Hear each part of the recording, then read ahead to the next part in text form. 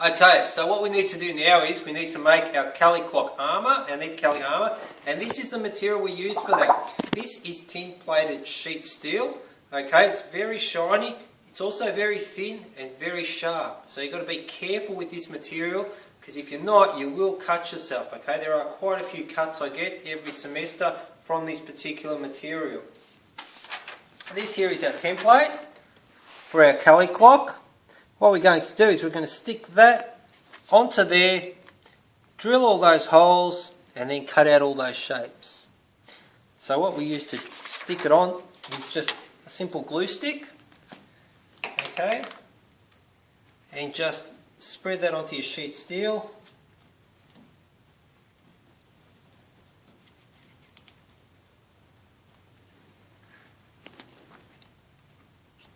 Like such, and stick your paper on there. Now make sure your sheet steel covers all the bits that you need to cut out. Just like that.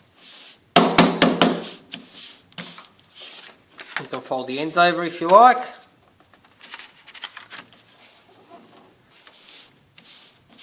That's ready to go now, ready to be drilled. So let's come over here to the drill.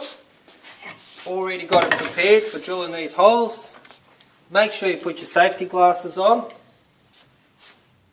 With the drill bit, just ask me which particular drill bit it is and I'll get it for you. Okay?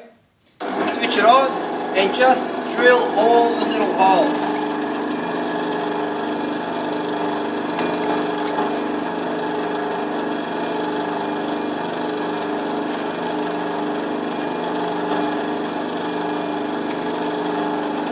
Just keep going through, drill all the little holes. I'm not going to do all of them now because it will take quite some time.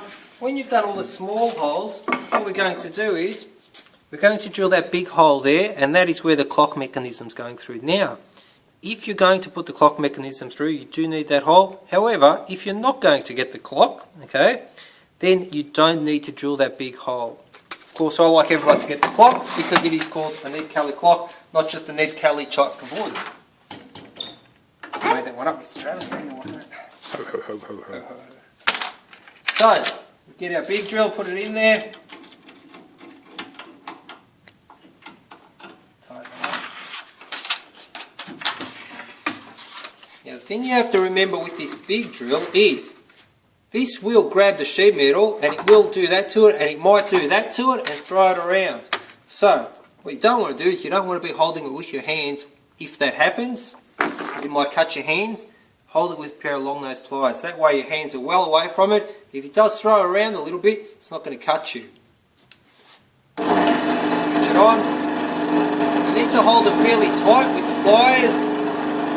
Line it up to the big hole and gently push it through. Nice and gently.